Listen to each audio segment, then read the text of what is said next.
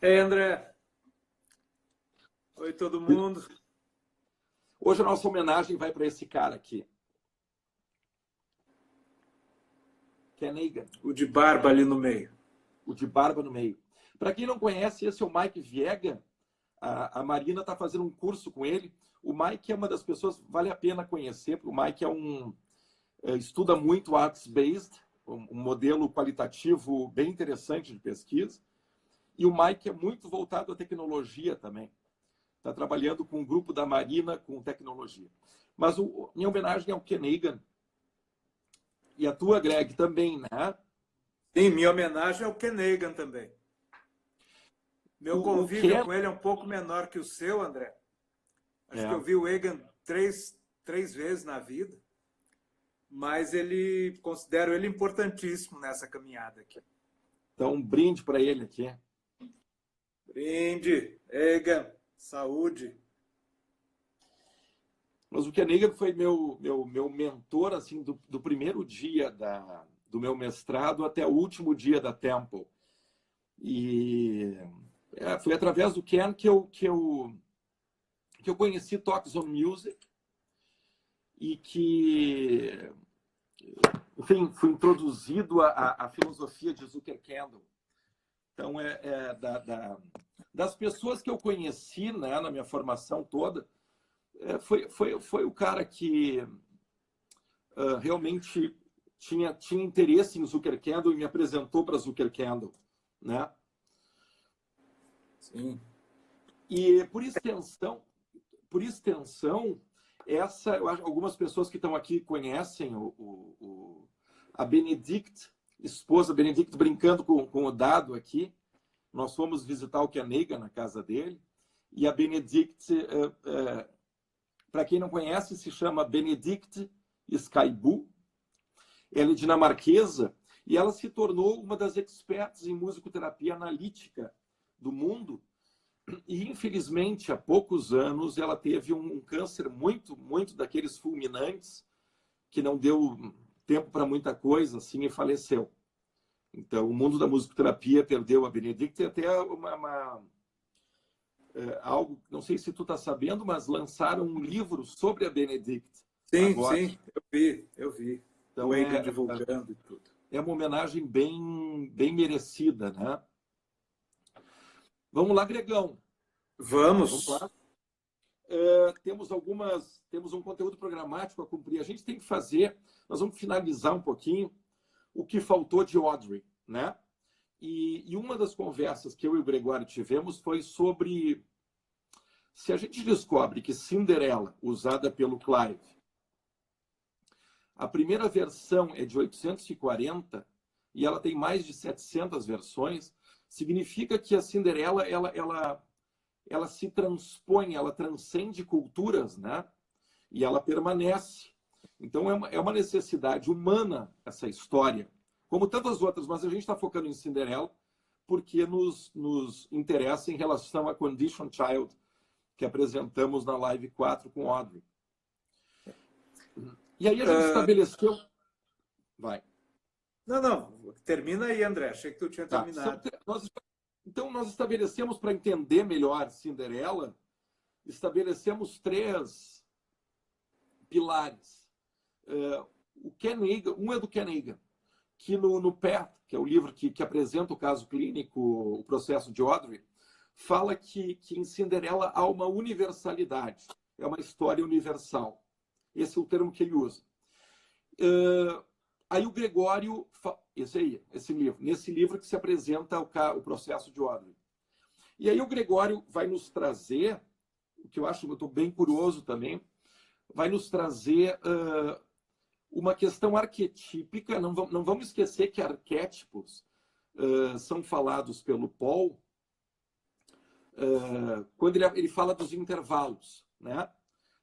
Exatamente na exploração 14 de Healing Heritage. Mas aí a gente pensou, e arquétipo em Cinderela? Hein? Vai lá, Gregório.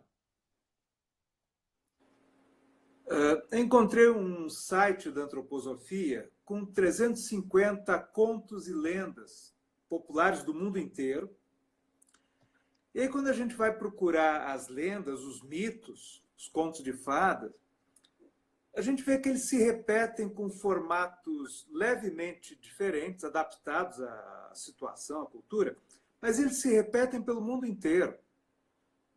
Quem estudar mitologia nórdica, mitologia iorubá, mitologia chinesa, os contos de fada russos, a gente vai encontrar semelhanças muito grandes.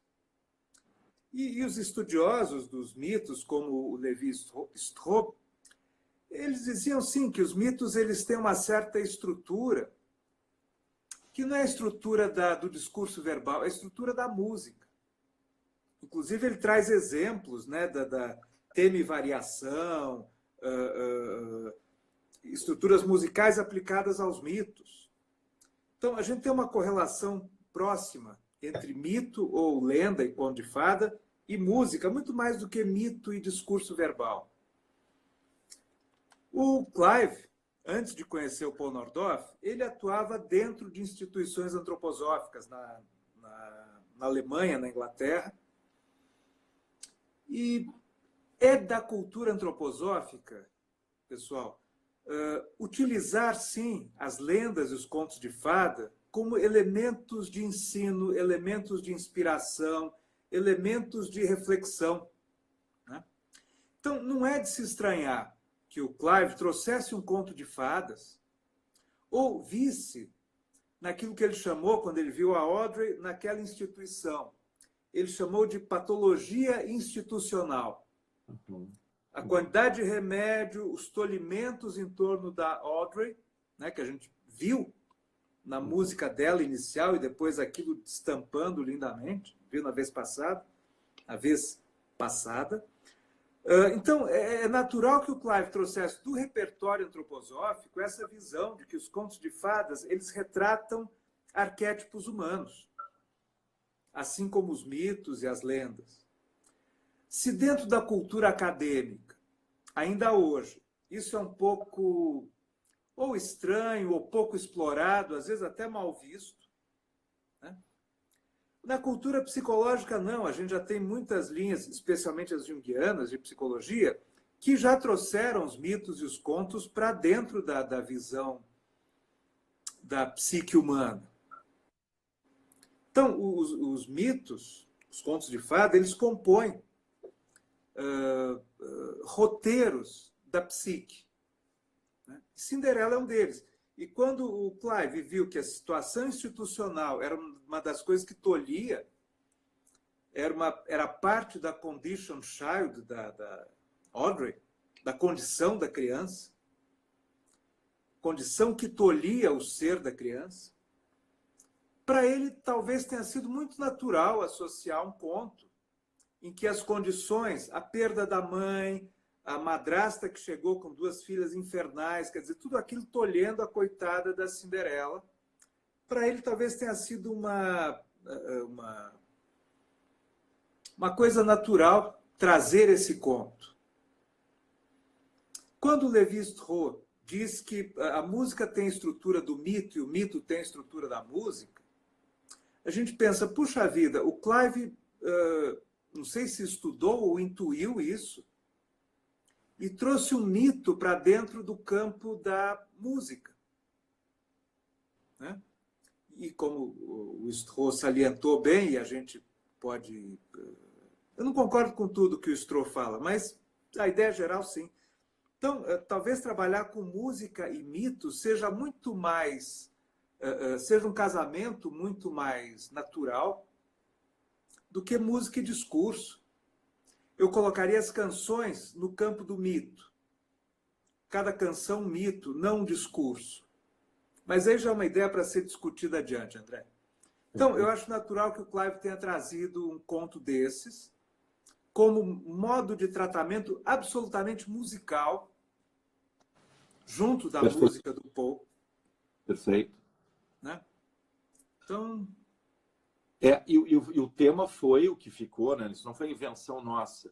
Na literatura Nordorf Robbins, a Audrey ilustra uma Cinderella condition. Então, é muito interessante, porque E entendendo que essa condition também traz a Music Child, não vamos esquecer daquela figura que a gente tem repetidamente apresentado, tu está totalmente certo que ele colocou em diálogo, né, a Condition Child, uma Cinderella Condition, lidando com a Music Child. Né? Sim. Agora, a Music Child contida tanto na música do Paul, quanto contida no Conto de Fadas. Exato. A gente poderia dizer que cada mito contém a sua musicalidade. É. Eu estou gostando, eu gosto disso. Eu não sei se a gente não deve um pouquinho ali para frente, porque a gente está construindo essa nossa história nas lives, né? Sim. Então eu não sei se ali para frente, também as pessoas podem nos dar feedback, a gente falar um pouquinho, porque eu gosto muito desse tema, tanto dos contos de fada como dos mitos. E eu acho que aí tem intersecção, mas talvez tenham diferenças bonitas, né? Sim. Que seja interessante explorar. E retomando um tema seu, André, literatura de cordel lida com mito. Aquilo são mitos de uma certa região, de uma certa cultura. Alguns musicais, isso agora, outros não. Tu tocou num abelheiro, que eu não queria tocar hoje. Tu tocou num abelheiro. Okay. Tu tocou num abelheiro porque a gente não tem tanto, tem 1 hora. Hoje a gente vai fazer de 1 hora para não cansar as pessoas. E foi muito intenso na última live, né? Foi muito bonito, muito bonito. Saímos vários de nós chorando daqui, né? Sim. Mas vamos concentrar. Mas vamos, acho que isso a gente tem que amadurecer isso. Porque, só para fechar, porque agora eu falei que tocou num abelheiro. Para quem não sabe, eu relacionei o cordel, não eu, né? Isso está na literatura, está em estudos acadêmicos da cantoria de viola e do repente. E eu sempre tive uma ligação com as formas do repente, com o semiárido, certo? Quando me apresentaram, na minha formação no bacharelado, em música, a história dos trouvères ou troubadours, que são poetas medievais apoiados por rabecas, entende? Aquilo me fascinou. E aí eu comecei, fui para estudos acadêmicos. Tem uma ligação muito íntima de cordel, de cantoria de viola e das formas do repente com os trovadores medievais. Eu estou falando de século XI. Século XI. É lindo, né? Então, hoje eu escrevia para o Gregório e postei no Face também. A gente está mais perto do que a gente às vezes pensa, a meu ver. E esse é um dos grandes legados do Paul, e que a gente mostrou numa das lives, ele falando. Estou trabalhando com criança, eu vou limitar a musicalidade dessa criança em canções infantis. Eu também posso usar, nada contra, mas limitá-la nesse universo é uma limitação desse terapeuta. Veja uma coisa, André. Audrey era inglesa, não é? Pelo menos vivia na Inglaterra. Não, ela vivia na Filadélfia. Filadélfia. Americana. Melhor ainda. Melhor ainda. O conto da Cinderela é um conto europeu. Italiano, francês, alemão, como você quiser. Quem disse que esse conto não diz nada a respeito da experiência de vida da Audrey? É outra cultura. Exato. É outro ambiente. Claro. Mas o arquétipo contido é o arquétipo que ressoa na situação, na condição da criança. Nós temos uma colega dizendo, jamais podemos limitar a musicalidade e a criatividade, né? Eu acho que se a nossa live, uma das contribuições Oi, André. Uma das contribuições dessas nossas lives é isso. O musicoterapeuta ele tem que expandir. Ele tem que totalmente derrubar, se despir dos preconceitos, já falamos sobre isso. E outra coisa também, tem que ter hoje a live 5, ela um pouco se dedica a isso. Também entender de uma forma humilde nesse sentido que a gente não dá conta de tudo. Sim. Eu tenho um aparato musical e criativo que nem Gregório Queiroz, mas a gente não vai responder da mesma maneira ao mundo. E eu não vou dar conta de toda a musicalidade que o Gregório tem, nem ele da minha, somos diferentes. E isso é muito bonito e é um berço da nossa diversidade, né? Como musicoterapeutas. é muito bonito, André, e exige que musicoterapeutas não entrem num clima de competição entre si. Porque, ou músicos também. Esse clima de abarcar mais, de ser mais, não funciona com a musicalidade. A gente viu no diagrama da Music Child, da Condition Child, que a Music Child ela é sempre expansiva, a musicalidade é sempre expansiva. Exato. Agora, a gente querer abraçar ou abarcar toda a expansibilidade, a gente não dá tem conta. como. Não. Perfeito. Né? Tanto que eu não sei se as pessoas lembram, Gregório, mas eu falei que essa expansão ela vai acontecer até a morte. Até a morte. E aí, bom, ali se encerra. Mas até a morte a gente está expandindo, né? Deveria estar, né, André? Deveria estar. Se a gente estiver musicalmente vivo. Esse é o ponto, né? Esse é o ponto, porque daí a gente tem que lidar também com as nossas zonas de conforto, tudo isso, né? Mas eu acho que uma das funções, resistências. Sim. É uma das funções nossas aqui, eu diria, Gregório, desse estudo, né? De um pouco provocar. Martinha, oi, bem-vinda. Não, a Marta deve estar tomando vinho também, se eu conheço a Marta, tomando vinho. Mas uma curiosidade para todo mundo, Gregório. Eu não sei se a gente conversou sobre isso. Deveria estar, não tá. Pô, Marta. A história da Cinderela não foi a primeira vez com Audrey que o Clive usou. Ele usou em 58. Tinha algumas coisas para serem ditas ainda para fechar Audrey. Muito bonito, porque é um dado importante aqui. O Clive, abre aspas, o Clive diz: a primeira vez que eu cantei, desculpe, a primeira vez que eu usei a história da Cinderela foi em 58, ano em que Paul Nordhoff entrou na minha vida. Fecha aspas. Eu acho isso de uma beleza, acho demais isso. E a leitura que eu faço é que existiu uma incomodação do Clive em relação ao trabalho que fazia. Ele achava, nós já falamos isso, eu repito, ele achava que aquelas crianças poderiam ser ativadas, poderiam ser estimuladas por outras vias. Ele não sabia como. E o Paul escreve uma carta para ele dizendo... Escreve uma carta para o Clive dizendo: estou aqui excursionando pela Europa tentando vender as minhas obras, estimular para que toquem, e eu estou vendo um músico no hospital levando uma criança à fala. E eu não tenho dúvida do que é mais importante. Então, ambos, um na vida do outro, né, colheram flores, como na Audrey. A própria história do encontro dos dois tem um quê de Cinderela, de sair da Cinder. Isso é muito legal e que durou essa história de 59 a 74, quando há um afastamento dos dois. É lindo um na vida do outro. E veja uma coisa, André. Quem propõe essa ideia da Condition e da Music Child, ao que me parece, é o Clive. E quando ele escreve sobre o encontro dele com o Paul, as palavras que você disse, que ele não conseguia chegar na criança, ele não conseguia ultrapassar certas barreiras das crianças. Isso.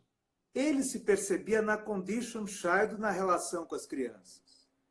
Claro. E a chegada da Music, do Paul, é o que criou essa ultrapassagem de barreira, o que criou... Então, de fato, só reforçando o que você acabou de dizer, o encontro deles é o encontro da Condition com a Music. Com a Music, né? Sim. E talvez até desse encontro tenha nascido a ideia dele. A ideia deles. A Marta pergunta por que o afastamento... Ela botou 79. Não, o afastamento ocorreu em 74. Isso me foi dito por um estudante do curso de 74, foi durante o curso de 74 que originou, Marta, Talks on Music, Healing Heritage, que houve, apesar do grande sucesso do curso, foi ali que começaram ruídos mais importantes na relação Paul e Clive. E aí ali se interrompeu a relação e o Paul foi para a Alemanha, não demorou muito, foi para Herdeck, não demorou muito tempo, ele teve o diagnóstico de câncer de próstata.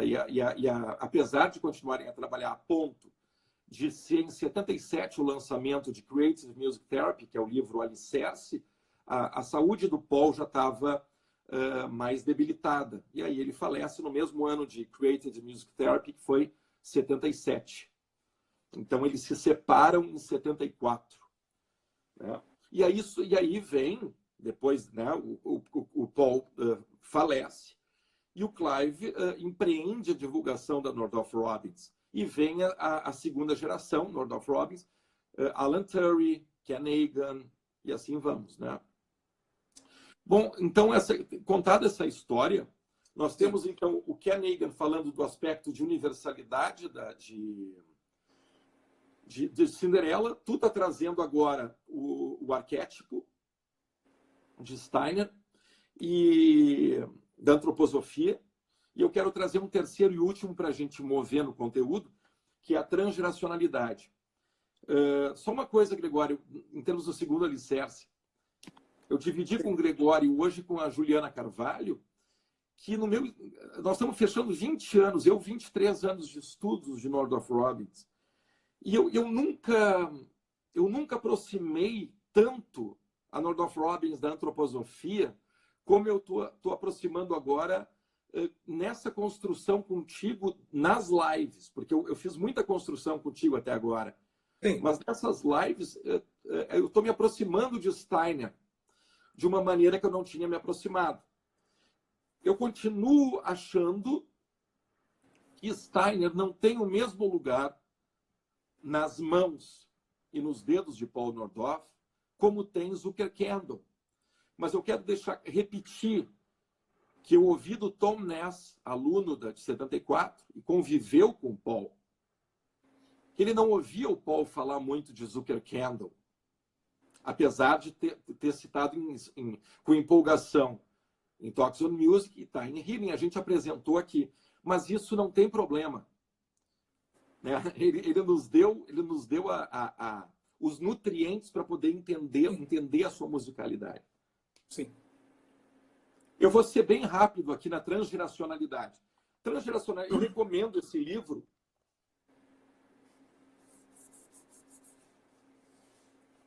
A imagem fica torcida, então se alguém quiser saber mais dados sobre esse livro, pode me perguntar em box. Mas o que é transgeracionalidade?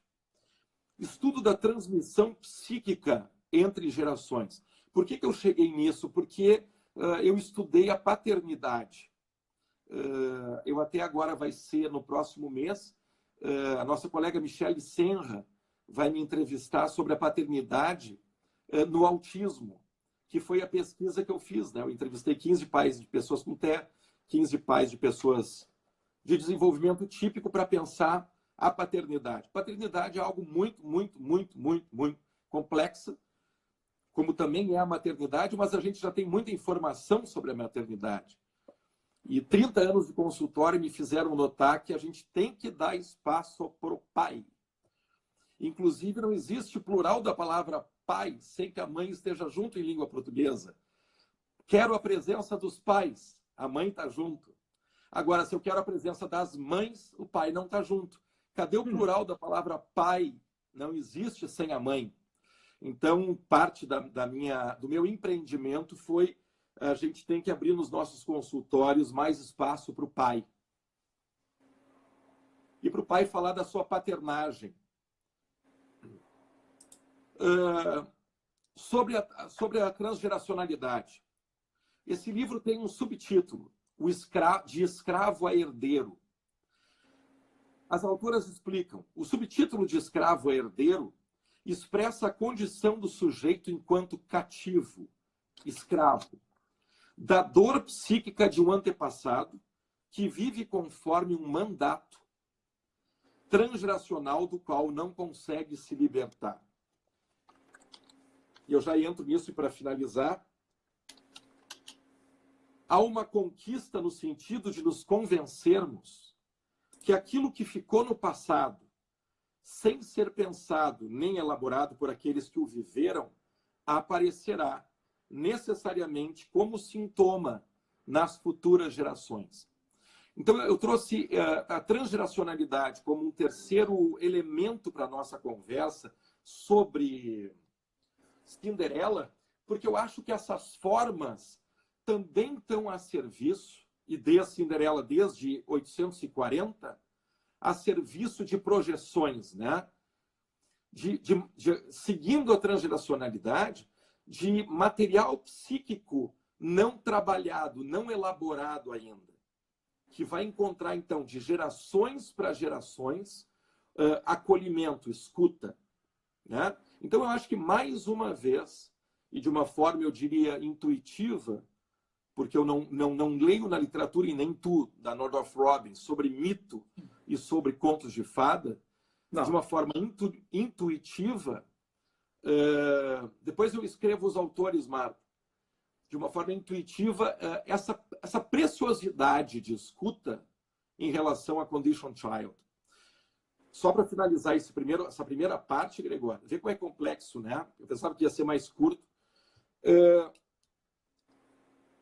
Esses são ângulos, né? Eu não quero que as pessoas entendam, Gregório e André limitaram o entendimento e análise sobre a Cinderella Condition em 3 alicerces. Há outros. Esses 3 alicerces são os que eu e o Gregório entendemos, sentimos, percebemos. Hoje deve haver vários, deve haver muitos outros, como há versões de Cinderela espalhadas, né? Mas, tá entrando a Michele Senra, com quem eu vou conversar sobre paternidade. Oi, Michele. Então, nosso estudo ele tem bases e a gente usa alicerces, mas há outras possibilidades que podem ser pensadas pela comunidade, né? Mas a gente considera importante que a gente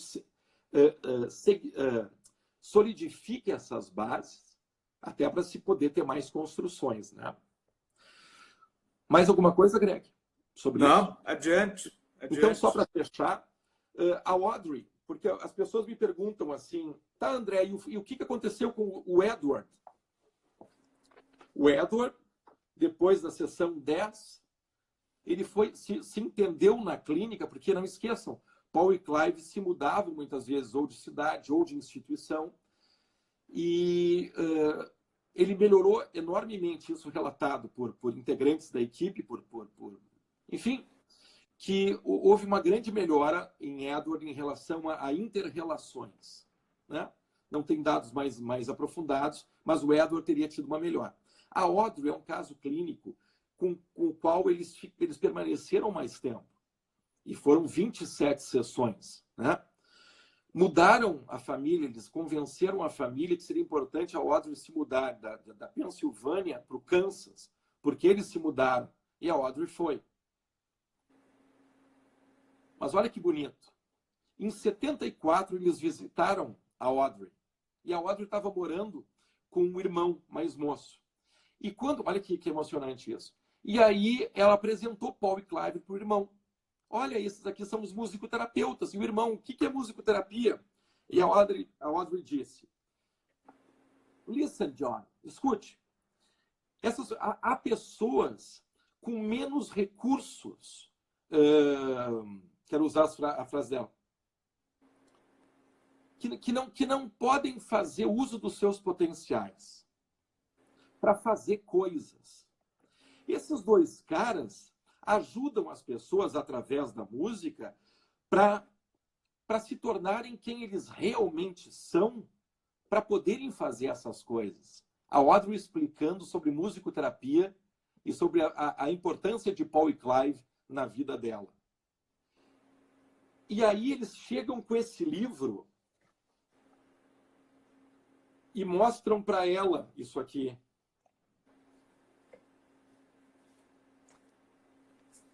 E mostram para ela, olha aqui, ficou pronto.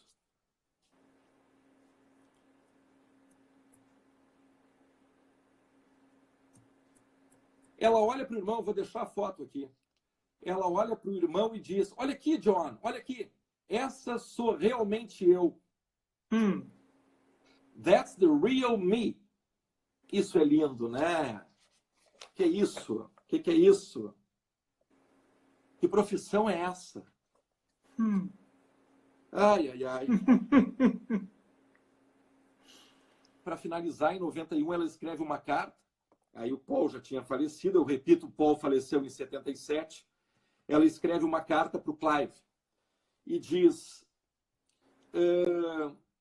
sem ti e sem o Uncle Paul, sem o tio Paul, e sem a musicoterapia, eu estaria até hoje insane, louca, na instituição Devereux, que foi a primeira que nós comentamos com vocês.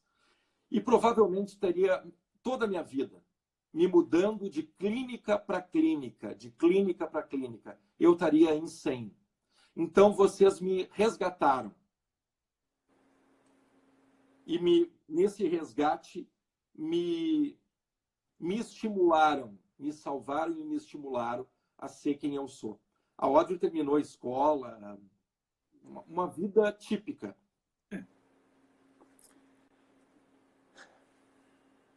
Bonito, né? A Marília Chembre escreveu aqui, André: esta é a profissão que escuta o pulsar da própria essência.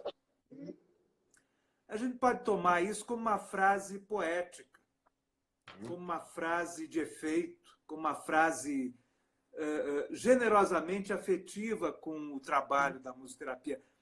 Mas não é isso. É uma frase absolutamente exata, é uma frase absolutamente precisa a respeito do que a musicoterapia faz, do campo de atuação da musicoterapia. Você está falando de uma musicoterapeuta que tem tem décadas de experiência. Sim. Marília Chembre, de Minas. Sim. Sim, pois é. Pois é, André. Bom. Próximo passo? A gente não está criando mitos aqui, tá? Isso é importante. A nossa live, a gente estava devendo um pouco isso, essa é a live 5 de assimilação do conteúdo, entre outras, até agora. Fechamos o Audrey, então, né, Gregório? Sim. E vamos para... E agora nós vamos fazer algumas considerações geral sobre a obra, considerações gerais sobre a obra, e a gente quer dizer com mais profundo respeito,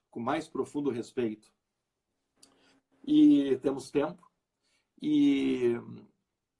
Mas a gente encontra ao longo do nosso estudo alguns pontos que a gente categorizou como pequenas incoerências.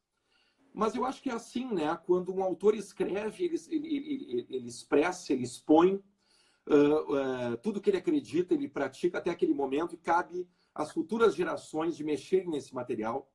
E sempre esperaria, né, pelo menos no material que eu exponho e escrevo, que com respeito, primeiro para não reinventar a roda, né? Porque se há uma história, há um passado, esse passado tem que ser valorizado, e ele existe, né? Então a gente parte dele para avançar a nossa construção.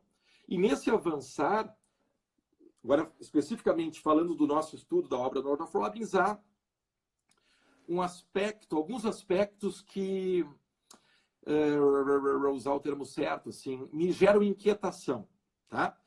Eu quero, é bom, né, Marta? Pequenas incoerências nos espaços, que bom, parte eu e o Gregório, a gente procura preencher. Exemplo, a análise de Audrey, ela é uma análise que tem um caminho só via Bruno Bettelheim.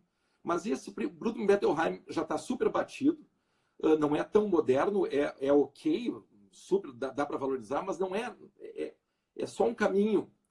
Eu acho que avançamos aqui numa análise, que entra, inclusive, em questões mais intra-relacionais também, em termos de Audrey. Quem não viu tudo isso, a análise está na live 4.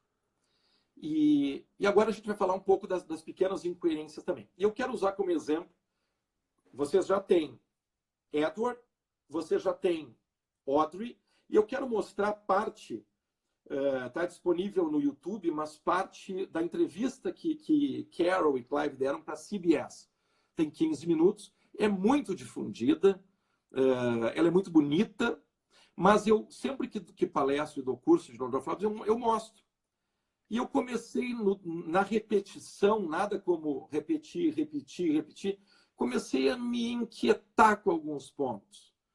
Hoje eu sou um clínico que fechou 30 anos, esse ano eu fecho 30 anos de prática clínica, trabalho com neurodesenvolvimento, e mais do que nunca eu acho vital vital que a gente não pense somente na criança, mas que pense, e também não só no cuidador, que a gente pense numa ecologia onde essa criança está inserida.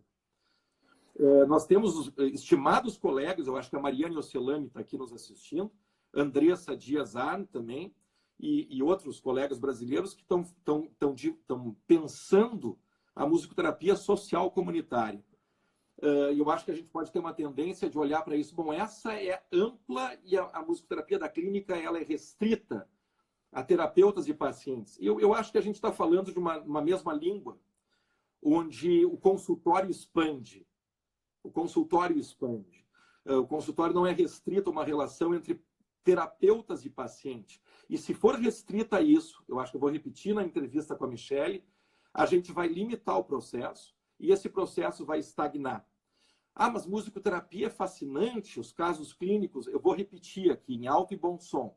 Se a gente não escutar a ecologia da criança, o processo estagna. Mas eu usei mixolídio, eu usei mods, vou repetir, o processo estagna. E se estagna no meu consultório, estagna em outros settings também. O que eu quero dizer é que a gente é musicoterapeuta e não é mágico. E que processo de desenvolvimento inclui bastante trabalho, tá? Vamos voltar para Northrop Robbins, eu vou mostrar para vocês um exemplo que eles usaram. Eles trazem duas contribuições na entrevista da CBS. A Marissa, que não tem um diagnóstico fechado, e o Joshua, que tem um diagnóstico de autismo e é uma criança de 11 anos e é cega.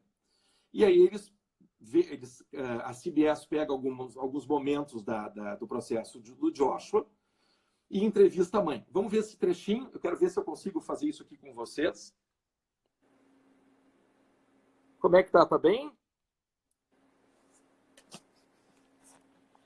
A imagem.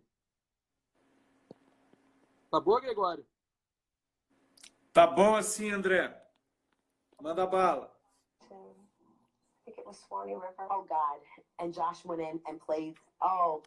A repórter diz para a mãe, e aquela sessão 17, em que o Alan tá tocando e o Joshua entra, eu acho que era Swan in the River, e a mãe se emociona. Oh gosh, oh meu Deus, ouçam. Depois eu traduzo, olha só.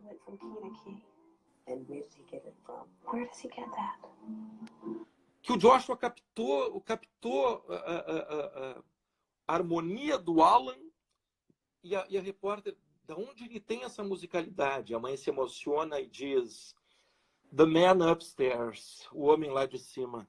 The man upstairs. That session, God, I couldn't believe it. I could not believe it. Because that session made everything that I struggled for. You know, I mean, it really did. Having the Bunny Man in it. Essa sessão, a mãe emocionada, isso aí sempre é muito emocionante para mim também. Essa sessão fez tudo ter valido a pena. Eu pago $50 por sessão. Tudo valeu a pena, tudo valeu a pena. Paying someone $50 just to get to music and not being able to pay for the lesson made it all worthwhile. The breakthrough came 2 years ago, but every session remains Aqui começa a me inquietar. Joshua tem 11 anos. a challenge with this little boy. Joshua tantrums if they take too long, so they make him wait a little bit because he has to wait. And then Joshua gets his cue. He gets up and it's a total different child that goes in there. Porta aberta, ele vai entrando na sala, ouve a música e se une a Alan e Clive. Olha essa voz.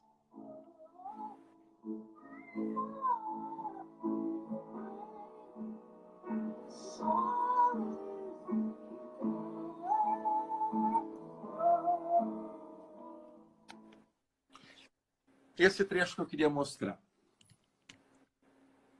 É muito lindo isso, é muito lindo.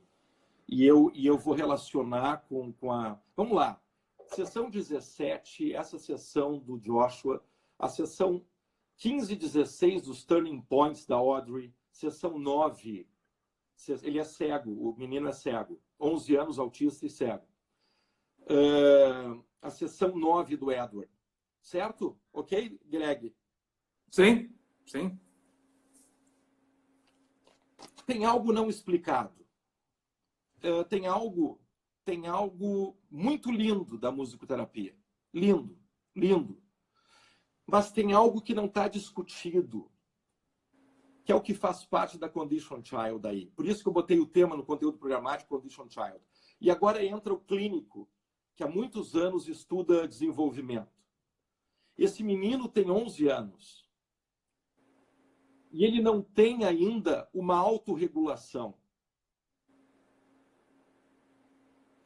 Autorregulação se espera que um bebê adquira.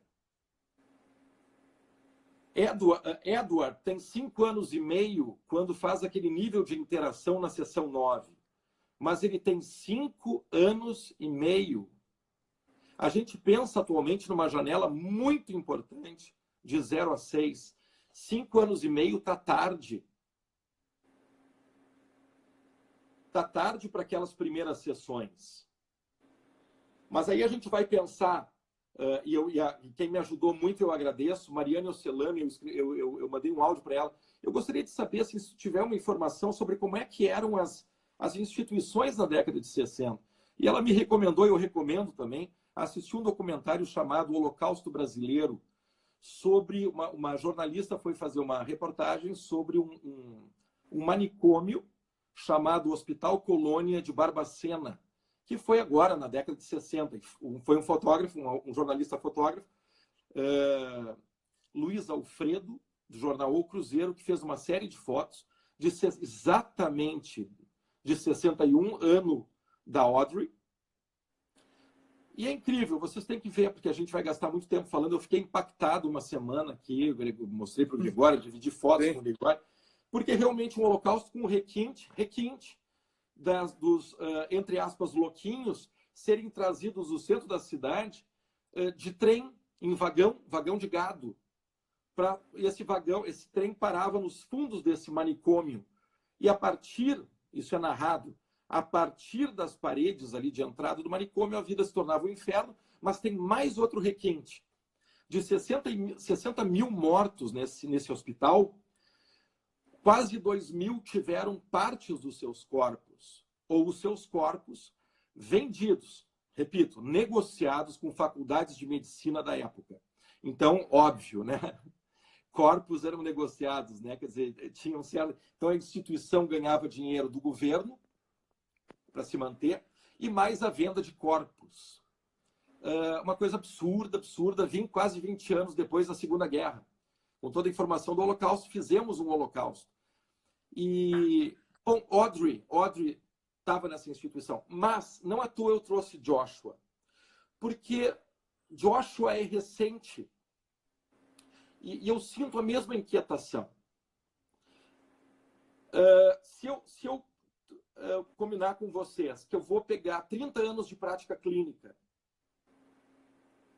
e selecionar vídeos onde os meus pacientes estão sorrindo, estão me tocando, estão me olhando, estão tocando um tambor, estão gesticulando para mim, eu vou provar para vocês que durante 30 anos, todos os processos foram brilhantes. Né? Então, eu estou vendendo a musicoterapia e estou vendendo a minha prática. Mas é mentira. É mentira. Os processos estagnam. Tem criança que vai demorar muito para engajar na música. Tem muito boicote familiar. Muito. Que vai desde o não pagamento, desde o calote. Já tomei alguns calotes. Até a descumprimento de contratos subjetivos. Isso é muito frequente. Ou seja, quando a gente... Isso é a minha inquietação. Quando a gente... Eu acho que a psicanálise e a psicologia estão mais acostumados com isso. Quando a gente apresenta um processo, a gente tem, ao meu ver, que aprofundar todas as mazelas, todas as nuances do processo. E quando eu falo isso, eu e o Gregório, com todo o respeito e amor que temos ao legado Paul e Clive, a gente quer transmitir para vocês que a gente quer transmitir realmente uma experiência humana.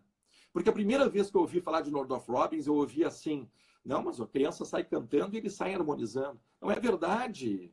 Não é verdade. Então, a tentativa de criar mitos, então, vamos assistir lá o André e o Gregório falando de super-heróis, falando do Homem-Aranha, do Batman, Robin, entende? E não é. E a mesma coisa, Bato Viste, a câmera que eles usam, claro, a câmera de broadcast, porque é paga pela NYU e por fundações. Custa $50 mil, de repente, entende? Mas a gente não precisa trabalhar com essa câmera. Então, tem um legado muito humano, e por isso que eu friso, Gregório, o início deles. O amor de um homem por outro. E pela música, pela musicalidade, pela criatividade, pela transformação que isso pode trazer em termos de benefício para as pessoas. Condition, Music Child, e lá vamos nós. Mas eu e tu não estamos aqui vendendo um modelo. Nenhum modelo. Então, uma criança de 11 anos que não tem autorregulação não está bem tratada. Um menino de 5 anos e meio que funciona como um bebê de 10 meses ou menos não está bem. E eu afirmo que os processos estagnam. Se a gente não escutar a mãe do Joshua, vai estagnar. Porque ela não viveu ainda nitidamente, nem completou a vivência do luto. Então a gente tem que discutir a condition de uma forma... Porque tem beleza? Quem que está aqui nos assistindo que não acha linda a musicoterapia? Quem não acha, nós estamos seduzindo para achar.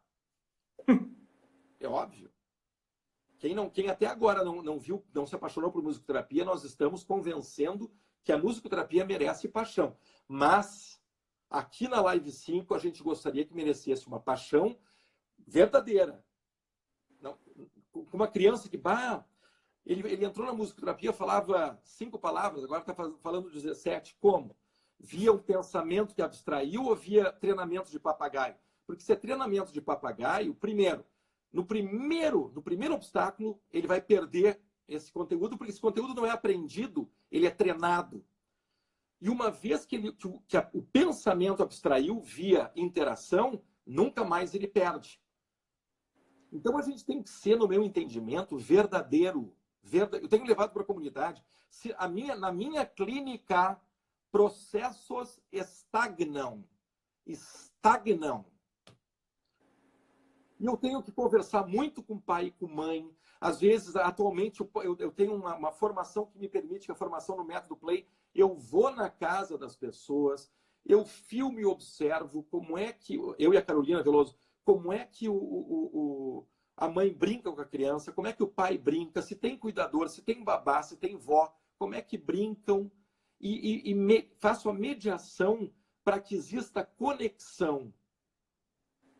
Nós estamos nas nossas clínicas lotados de pais motoristas, ou num vídeo da CBS, com uma mãe super elogiando o nosso trabalho. Nós temos mães que elogiam o meu trabalho? Temos. É nelas que eu vou me embasar para trazer para vocês que os processos dão certo, mas é óbvio que não. Uma família satisfeita e motivada é muito bacana, é muito importante. Mas é o próprio clínico que tem que fazer, de novo, Marta, supervisão, terapia pessoal, ética, constante. E perceber que, tais processos não estão fluindo. Logo, musicoterapia, mesmo a gente apaixonando vocês, a gente afirma, não é mágica. É trabalho, é muita escuta, É muita prática clínica. Repito, Marta Negreiros, a clínica é soberana. Por que a clínica é soberana? Porque a clínica vai te ensinando que há muitas nuances. Há muitas nuances. Por exemplo, pesquisa com pessoas com TEA. Se paga a terapia? Não. Eticamente, tu não pode cobrar. Onde é que já se viu terapia que não se paga? Quem tem clínica que tu não cobra, a terapia não é valorizada. Deve sempre haver um esforço para o investimento do crescimento de si ou de um filho. Sempre, sempre.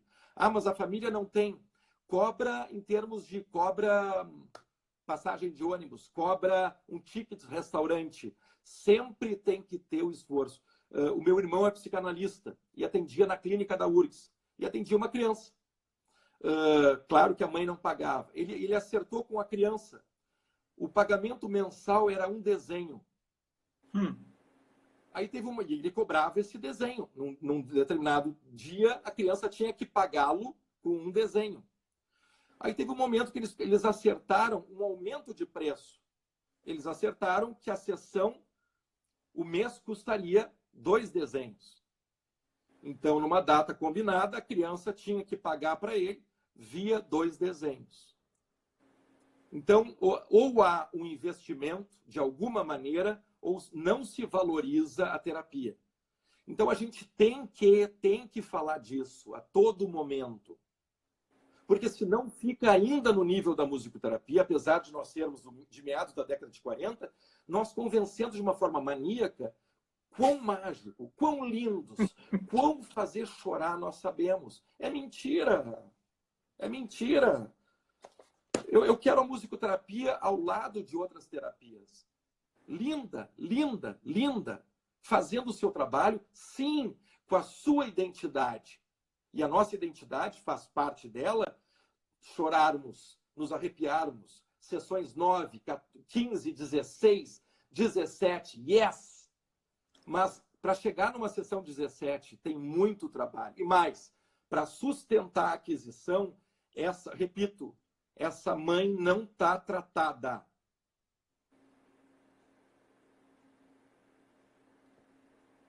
O Edward não está bem tratado. Lindo, fez a sessão 9. Uma criança de 5 anos e meio não pode funcionar como um bebê de 10 meses. Inaceitável. O menino de 11 anos não pode ter crises desse jeito. Não, não, não, não, não. E é bonito, claro, aí tu te organiza, o cara funciona, aí vem a Marta de novo. Musicoterapia não é para as pessoas saírem tocando pandeiro pela vida. A pessoa não pode funcionar, então o menino vai ter uma crise dentro de um ônibus. Vai ter um pandeirista ali dentro do ônibus. Vamos ficar bem, vamos sentar na cadeira do ônibus e não mais chorar. É assim? Entende? É terapia, pô. E é difícil, é difícil. É difícil. Então tem que falar, quando se fala de condition child, isso que me inquieta. Eu quero ler os casos clínicos e eu quero entender as dificuldades, eu quero entender todas as nuances, não só o belo, não só o que me arrepia. Talvez seja mais importante, inclusive, até nos arrepiarmos, até chegarmos na sessão 9, né? Por onde passamos que foi entroncado, mexeu comigo, me deixou frustrado, frustrou a criança, pais boicotaram, a ecologia não está funcionando, estagnou. Tudo isso é verdade. Então é isso. Essa é uma das interpretações. Mas tem mais outros pontos.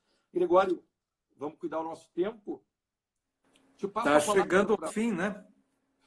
Ainda temos tempo. Te passo a palavra nesse quesito, porque eu listei ainda mais. Tem pequenas incoerências também na apresentação da análise musical. Na obra como um todo, e eu botei, a gente tem que refletir sobre o erro. Se não der tempo hoje, ao longo das lives, a gente vai trazendo. Acho que é melhor começar nas próximas. Não, André, a gente tem 3 minutos aqui, não é isso?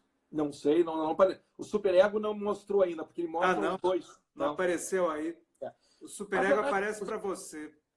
A análise musical tem um ponto, eu acho que mais para mim do que para ti, Gregório. Não sei, porque eu trouxe essa conversa entre nós aqui. Quando existe pouca escrita na obra da música, e quando existe, não há, por exemplo, nos livros do Ken Egan, eu não encontro, e falei para ele, por isso repito aqui, eu não encontro a ligação entre o que está escrito na partitura com o processo em si. Então, cantamos a música tal, está lá a música, ou o tema, mas não tem o link com o tema. Repito, cabe a nós agora, Gregório. Eu procurei fazer isso na minha tese de doutorado. Quando o Thiago e a Carol usam o reggae, todos dançam. E eu escrevi na partitura o porquê disso também. Porque a gente libera o tempo forte e deixa o upbeat. A gente está estimulando, tirando o primeiro tempo, a um corpo que se mova mais para cima, de uma forma menos marcha e mais para cima. A gente tem que conversar sobre isso. Analisa e faz a ligação. Senão fica solto. Sim. Então, são essas pequenas incoerências que vão aparecendo ao longo... Outro ponto. Evidência. Se a gente pega onde é que tem Music Child espalhado, onde é que tem tema clínico, que vai ser o tema da próxima live, não percam, porque não existe essa definição, que nem a que me foi feita na minha frente pelo Clive e pelo Alan Terry. E eu vou dividir com todo mundo na próxima live, porque o Terry tem um tema clínico muito claro. Mas não existe na obra. Então, tem elementos... É óbvio que qualquer um que vá pegar uma cabeça mais biomédica, como existe nos Estados Unidos, não valoriza a Nordorf Robbins como deveria, dizendo que a Nordorf Robbins não tem evidência. Ela é muito espalhada. Ela é muito espalhada. Helen Bonny, então, a obra original, assim, é incrível. É incrível, assim, tu tem que garimpar o diaema ali de dentro. Então, talvez, né, gerações não tão preocupadas numa escrita mais didática, mais acadêmica, e sim numa transmissão, numa divulgação do que a prática vinha fazendo. Agora nós temos 1 minuto. Gregório, tu te despede. Um beijão para todo mundo e um beijão para ti, velho. Tá. Tu te despede. Fiquei aqui aprendendo com você e te admirando, André. Beijo, André. Beijo para todos.